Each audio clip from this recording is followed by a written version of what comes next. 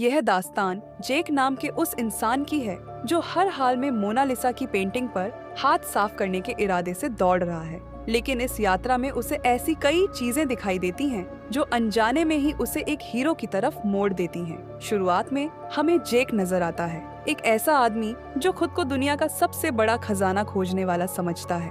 उसके मुताबिक ऐसा कोई खजाना नहीं जो वो ढूंढ न पाया हो, चाहे समुद्र की गहराइयों में पड़ा हो या किसी घने जंगल में छिपा हुआ, वह हर जगह पहुंच चुका है। मगर सब कुछ उस दिन उलट गया जब एक सोलर फ्लेयर पृथ्वी से टकराया। इस टक्कर के बाद सारी इलेक्ट्रॉनिक चीजें खत्म हो गईं और इसके असर ने दुनिया की हर सरकार को गिरा दिया।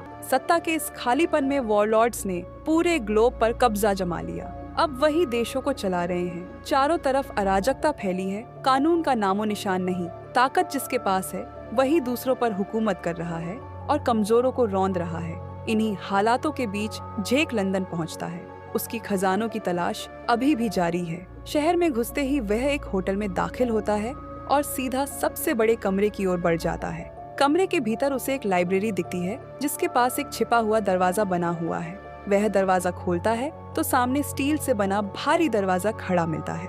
उसे खोलने के लिए वह वहां विस्फोटक लगा देता है, पर यह भी अंतिम परत नहीं था। अंदर एक सेफ मौजूद था जिसे खोलने के लिए पासकोड की जरूरत थी। जेक टॉर्च निकालता है और कीपैड पर पड़े उंगलियों के निशानों को स्कैन करता है। जिन नंबरों पर निशान ज्यादा हैं, उन्हें वह नोट करता है और कोड का अनुमान लगाना शुरू करता है। थोड़ी मेहनत के बाद उसका अंदाजा सही निकल जाता है और सेफ खुल जाता है। भीतर उसे कई म्यूजिक कैसेट्स दिखाई देती हैं। यह देखकर उसे समझ आता है कि सेफ का वास्तविक ताला किसी खास संगीत से खुलना था। वह एक कैसेट चलाता है और उसका यह शॉट भी सही साबित होता है। जैसे ही धुन बजती है, सेफ का दूसरा हिस्सा खुल जाता है। अंदर एक वायलिन रखा हुआ है जो इस तबाह हो चुकी दुनिया में बेहद कीमती माना जाता है। वॉरलॉर्ड्स इसकी कीमत पर जंग तक छेड़ सके हैं, लेकिन जैसे ही जेक वायलिन लेकर बाहर बढ़ता है, नकली पुलिस की यूनिफॉर्म पहने कुछ गुंडे वहां आ धमकते हैं। असली पुलिस तो अब बची ही नहीं। उनका लीडर कहता है, वायलिन हमारे हवाले कर दो। जेक बंदूक तानकर जवाब देता है,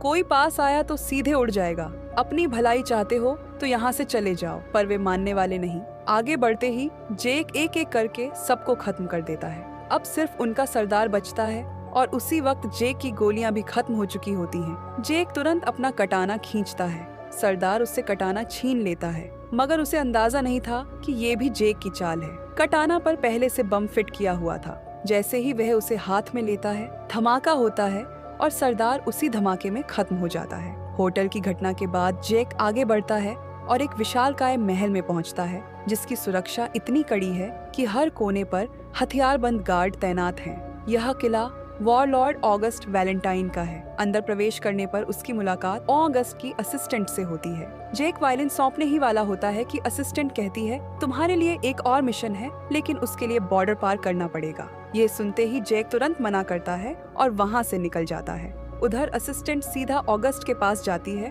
और पूरा मामला समझाती है।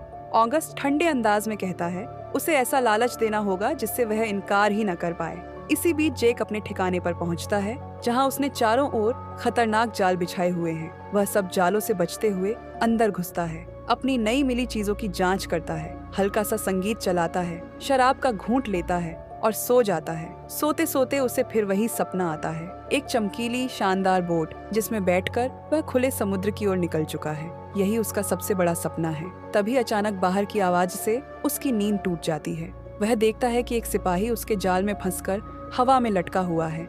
जेक पूछता है, यहाँ घुसने की कोशिश क्यों की? सिपाही जवाब देता है, मुझे किंग ने भेजा है। किंग तुमसे मिलना चाहते हैं। किंग यानी ऑगस्ट वैलेंटाइन। जेक अनिच्छा के बावजूद ऑगस्ट से मिलने पहुंचता है। ऑगस्ट कहता है, मोनालिसा की पेंटिंग बॉर्डर के दूसरी तरफ है। मेरे पास लोग बहुत हैं, पर तुम्हारी क्षमता जैसा कोई नहीं। ये काम सिर्फ तुम ही कर सकते हो। जेक फिर मना कर देता है। तब ऑगस्ट कहता है, रिवॉर्ड सुनना चाहोगे? और उसे एक बेहतरीन सपनों जैसी बोट दिखाता है।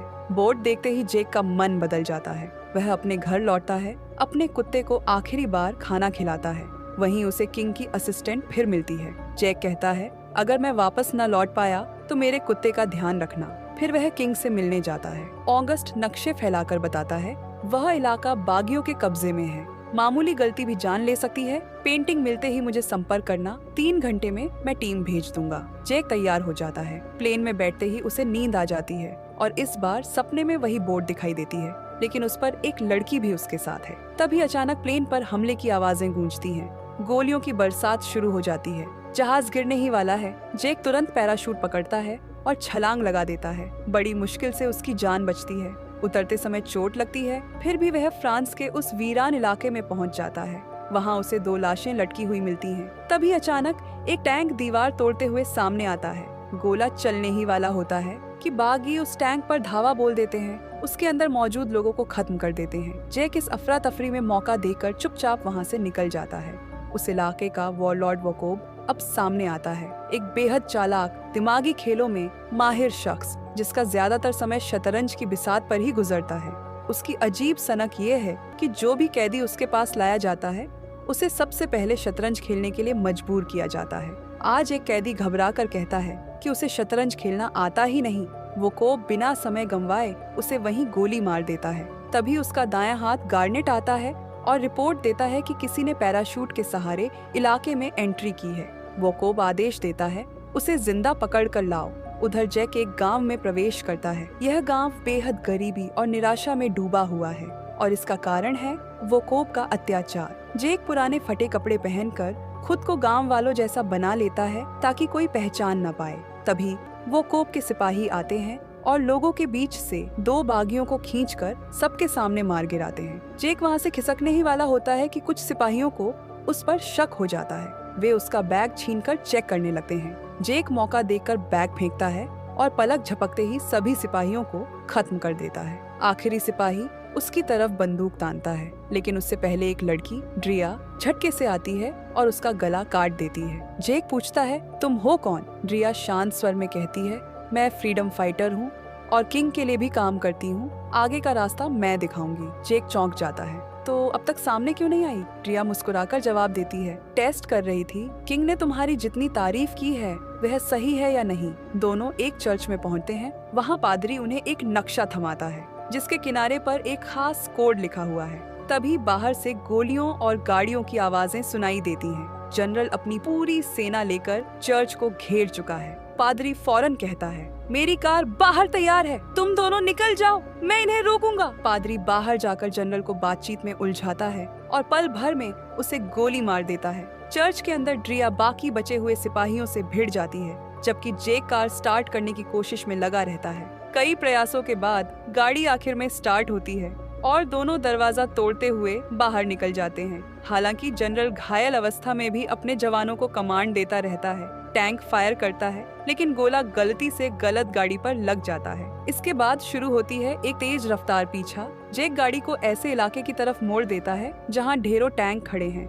गलत निर्देशों की वजह से वे टैंक जनरल की ही गाड़ियों पर हमला कर देते हैं। धमाकों के बीच रास्ता बिल्कुल साफ हो जाता है। रात में दोनों रुकते हैं। जैक पूछता है, पेंटिंग में क्या खास है? ड्रिया बताती है कि वह साधारण पेंटिंग नहीं, उसमें एक कोड है जो एक विशाल वॉल्ट तक ले जाता है, जहां खाना, हथियार सब कुछ है। सुबह वोकोब लौटता है। घायल जनरल सब बता देता है तो वोकोब उसे भी मार देता है। जैक और ड्रिया उस जगह पहुंचते हैं जहां पेंटिंग होनी थी। वॉल टूटा मिलता है, लेकिन सामान सुरक्षित। जैक को पुरानी भाषा में लिखी एक नोटबुक मिलती है, जिससे नई लोकेशन सीमेट्री हॉफ का पता चलता है। दोनों खिड़की से कूदकर निकलते हैं और दरवाजे पर ग्रेनेड लगाकर जाते हैं। पीछे आदमखोरों का झुंड उड़ जाता है। वोकोब बाद में आता है और यूवी टॉर्च से जैक के फिंगरप्रिंट्स पकड़कर सही लोकेशन जान लेता है। सीमेट्री हॉफ पहुंचकर दोनों देखते हैं कि कोई गार्ड नहीं।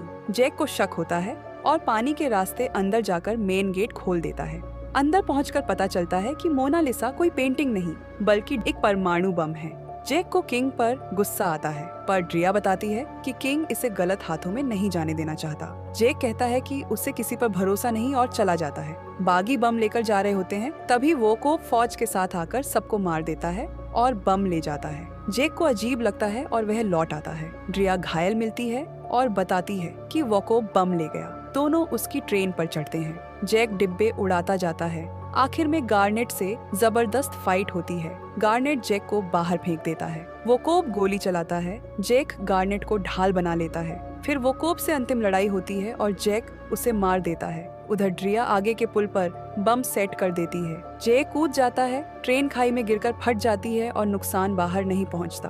ड्रिया को लगता है जेक मर गया, पर वह लौट आता है। जेक किंग को डेटोनेटर देकर कहता है, बम खाई में है, मैं रिटायर हूँ। फिर वह अपनी बोट पर जाता है जहाँ ड्रिया इंतजार कर रही होती है। दोनों नई जिंदगी शुरू करते हैं। अंतिम सीन में पता चलता है असली मोनालिसा पेंटिंग शुरू से जेक के पास थी। किंग को उसने सिर्फ डेटोनेटर दिया था और यहीं पर फिल्म खत्म हो जाती है।